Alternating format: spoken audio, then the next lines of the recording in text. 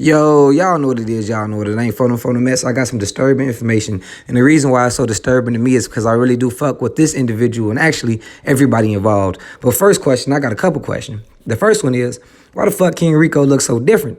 I thought Shorty was NBA young boy.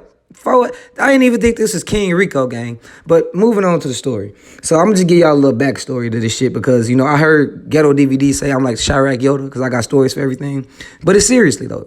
It's called life experience. So 2012, this nigga named Fashawn Woodland went viral. That's AOKD real name if you don't know. He went viral for standing at the gas station in some drawers. The gas station drawers at that, and nothing else but some shoes.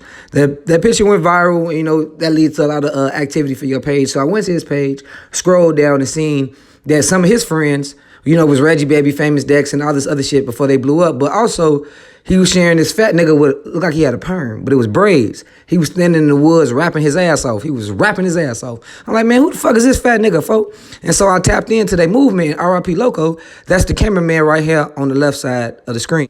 He passed away in a car accident after leaving a party on his way to a party. He died in a vehicle accident. And this King Rico, the one from the mug shot before he went through that transformation.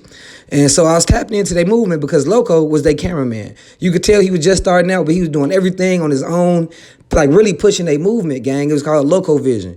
And he had a raw-ass intro. And I was really rocking with everything because, mind you, I'm about 17 at the time. And so I actually caught a movement before it blew up. And I was kind of like invested, waiting to see what the next move was going to go on. And over the years, they did not let me down. Jayfifteen was snapping his ass off. King Rico and 15 actually was the dynamic duo. And I actually got a sneak peek into their next generation of rappers, which was Fonzo 6700. Because one of them videos they was promoting looked like a baby Lil JoJo with his shirt off rapping. He was like 10 to 12 years old. And fast forward to today, it's the rapper Fonzo 6700. So that I got a chance to see his first music video. And I'm not a fan of nobody. I'm a supporter, just like y'all my supporters if you do. It's just one of them things that I locked in on and I caught it, folks. Loco died. They carried the torch. They were just going crazy. And then all of a sudden they disappeared.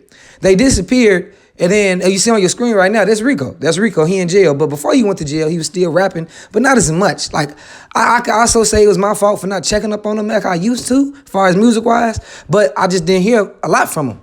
And even with 15, he was putting out songs. He had a decent-ass song called Impala with AOKD. That was a good song, White Impala or some shit like that. And then they just fell off the face of the earth, as far as 15. You couldn't find him. Rico was incarcerated.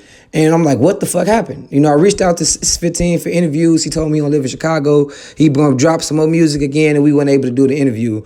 But as of late, some people were sending me information, a lot of shit, and I think that some of this shit came from Reddit and Instagram comments. And so it led to me doing my own investigation, reaching out to as many people as I can. And I think I got to the bottom of what the fuck happened, gang. And this is what my other question come to y'all of what would you do? Because this street life is all fun and games till you get locked up and you realize maybe you ain't cut out for this shit. Some people only sign up for the rap part to have fun and make money, but not going to jail because technically they was never like that. And so before I get into what happened, the people who was telling me this shit kind of let it be known that Jayfifteen is really from the suburbs, like the south suburbs.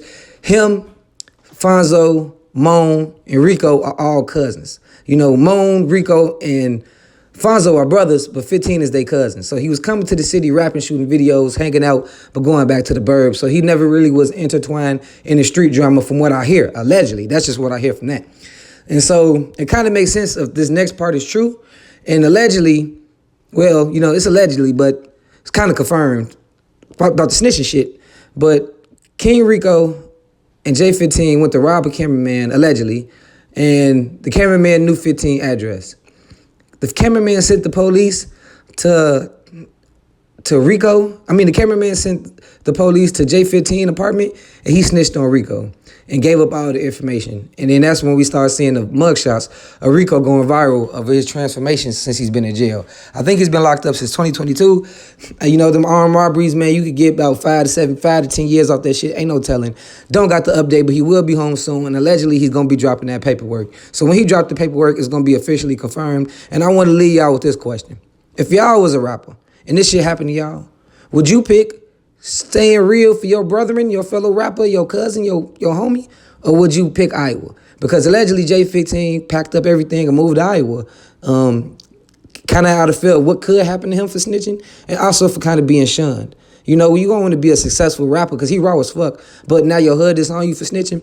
And it makes sense why Fonzo and KJ the God never really spoke about Jayfifteen when they say what happened. Well, Jayfifteen at Remo asked him directly to their face, and they said, shit, he being a family man because that's what he got to do at this point. And there's no disrespect to Jayfifteen because, shit, if you don't want to go to jail, what other options would you do? So I'm going to leave this question with y'all, folks. If y'all was in this predicament, would you choose staying solid for your homie? Or would you choose Iowa? Hey, Remo gang, I think you got your question now. Get in the comment section. Let me know what y'all think below. I'm gone.